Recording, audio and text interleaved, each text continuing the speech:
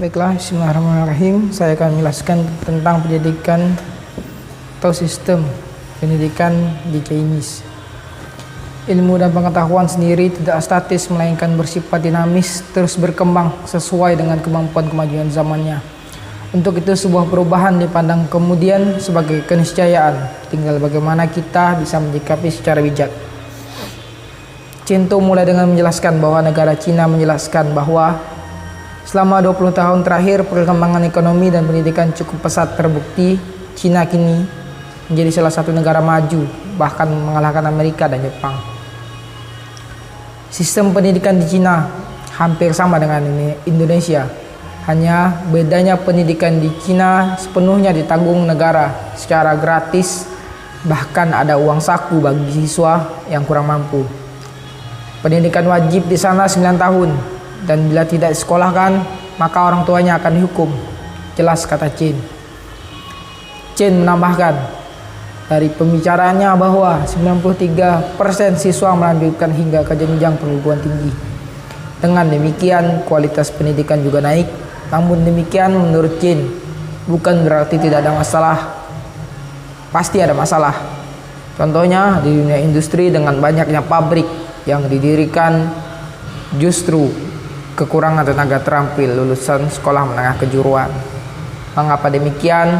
Karena banyaknya siswa yang lebih berharap kepada kerja kantoran ketimbang sebagai tenaga kerja di pabrik, hingga akhirnya di pabrik lebih dikembangkan atau didirikan di luar negeri, ujar Chen. Selanjutnya, guna menyambut bonus video demografi, pemerintah Cina lebih menekankan pada pendidikan yang di dalamnya fokus pada skill berbahasa asing seperti Inggris, Mandarin, termasuk bahasa Indonesia. Pendidikan dasar di sana, anak-anak Cina mulai pendidikan formal pada usia 3 tahun dengan masuk prasekolah yang berlangsung selama 3 tahun dan dilanjutkan masuk sekolah dasar atau SD pada usia 6 tahun. Sekolah dasar berlangsung selama 6 tahun dengan mata pelajaran utama yaitu bahasa Cina, matematika, sejarah, geografi, sains, dan sebagainya. Selain itu ada juga pendidikan moral dan politik dasar.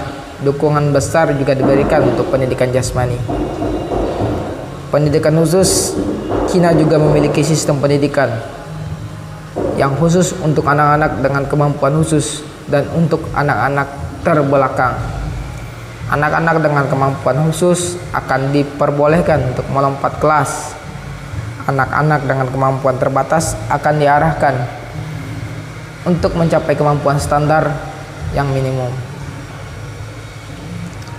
Sebagai kesimpulan video saya pada hari ini, sekaligus menutup penjelasan pada hari ini, saya akan sedikit menyampaikan tentang manajemen pendidikan di Cina ialah tersentralisasi, mulai dari level pusat, provinsi, kota madya, kabupaten, dan termasuk daerah otonomis tingkat di kota madya.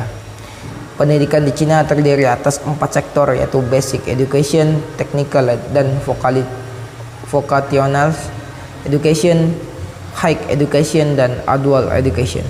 Di samping itu juga terdapat pendidikan prasekolah yang materinya meliputi permainan, olahraga, kegiatan kelas, observasi, pekerjaan fisik, serta aktivitas sehari-hari.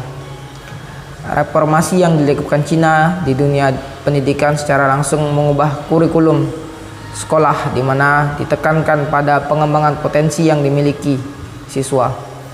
Kurikulum diarahkan untuk memfasilitasi potensi yang dimiliki siswa agar berkembang secara optimal. Di Cina tidak terlalu menekankan kepada hafalan dan orientasi untuk lulusan ujian atau kognitif karena dianggap bisa dapat membunuh karakter anak. Baiklah, sekian penjelasan dari saya tentang sistem pendidikan di Cina. Semoga kalian suka dengan video saya. Jangan lupa like, subscribe, dan share video saya. Ya, taufiq wal hidayah. Assalamualaikum warahmatullahi wabarakatuh.